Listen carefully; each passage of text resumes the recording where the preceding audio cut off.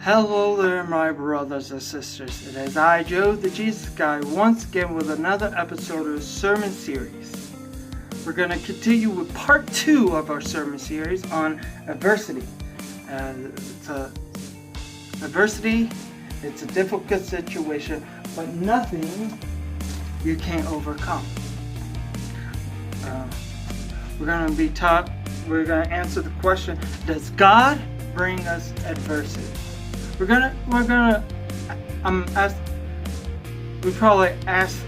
of you probably have asked that before. Does God bring me adversity? Does He? Well, let's find out together, shall we? Go with me to Genesis chapter 39, verse 20. Genesis 39, verse 20. Then Joseph's master took him and put him into the prison, a place where the king's prisoners were confined. And he was there in the prison. Joseph got in prison because of Potiphar's wife. Potiphar's wife wanted to sleep with Joseph, and Joseph knew that was wrong, so he said no. As soon as he said no, he ran away and she grabbed his coat. And then when her husband Potiphar came back, she said it was rape. She said Joseph tried to rape me, which wasn't true. The life story of Joseph clearly illustrates that God sometimes grants permission for adversity to enter our lives, so that He might accomplish an ultimate good. Jacob didn't try to hide his lopsided love for Joseph, his son, by his favorite wife Rachel. So when Joseph shared 2 dreams with his brothers, in which Joseph took certain stage and his brothers bowed low and served him, they started to look for a way to destroy him. They were jealous of Joseph because Joseph got everything. He got everything, and his brothers were jealous. They were so jealous. One day, Joseph's brothers secretly sold him into slavery. Eventually, he wound up as the slave of Potiphar, an officer of Pharaoh. Joseph quickly rose to promotion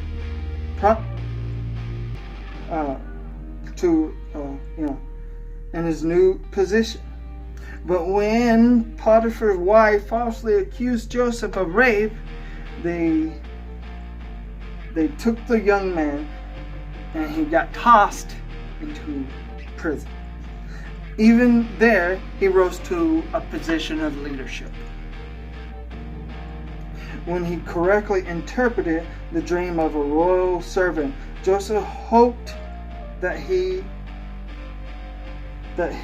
fortunes were about to change, but the man promptly forgot him for 2 years. He forgot Joseph for 2 years, and then when the Pharaoh needed someone to interpret dreams, his servant's like, "Oh, I know this dude Joseph. He could tell you your dream because he did that to me 2 years ago."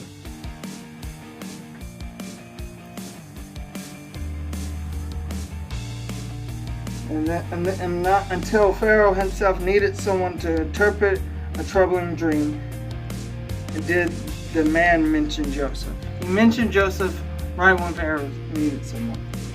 At the right time, God reversed Joseph's adversity.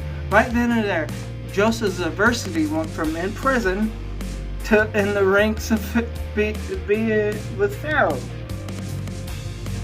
After Joseph correctly interpreted the dream, Pharaoh put him in charge of the nation's harvest. Later, Joseph used his new authority as prime minister to help his family through a severe famine. Sorry, I had to speak loud because there's a loud car going down the street speeding. After Jacob's death, Joseph's brothers feared that he might try to pay them back. But Joseph said to him, "Do not be afraid, for I am in the place of God. But as for you, you meant evil against me, but God meant it for good, in order to bring it about as it is this day, to save many people alive." In looking back over his life, even the dark and painful events, Joseph realized God has been in charge all the time. Nothing had happened to him apart from God's will and divine plan.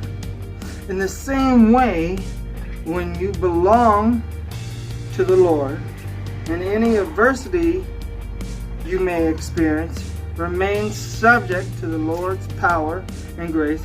He never stops being in charge of your life. He never loses authority over you or over the circumstances that affect you. God is always in control. He's always in control. He will always be in control. Therefore, you must realize that on occasion, the Lord permits adversity to enter your life. He uses adversity to fulfill His purpose in you and through you. To fulfill His purpose. God uses that. Yes, God, to answer that question, does God bring us adversity? Yes, sometimes He does, but not all the time He's going to. But sometimes He allows it to happen, allows you to go through difficult circumstances, so He can make you better, make you stronger, make you more loyal to God. Because not only God will permit that situation to happen, but He will also give you escape. It may be years down the road that you'll escape from that situation, but God will lead you out of that circumstance. Look what happened to Joseph. He was in prison and stuff, and then he interpreted Pharaoh's dream. Look at that, how Joseph's life turned around. It took a long time, but yeah, the dude forgot Joseph was the dude that interpreted his dreams, and like 2 years later he realized, wait a minute, I know. Oh, I forgot. You know? But that's the end of part 2. I know yesterday, the reason for in part 3 I went on and on and on is just to kick things off. There's more stuff about adversity to come. I just want to extend this as long as God wants me to extend it. We're gonna be here for a while. We're gonna probably 5 parts. We'll see. 6 maybe 7. We'll see. But I'm not giving an exact number because I don't know. I haven't decided yet. Let me talk to God and see what He says. I wanna thank each and every one of you for watching. I love every single one of you. May God bless you throughout your whole day. And I'll see you next time. Bye.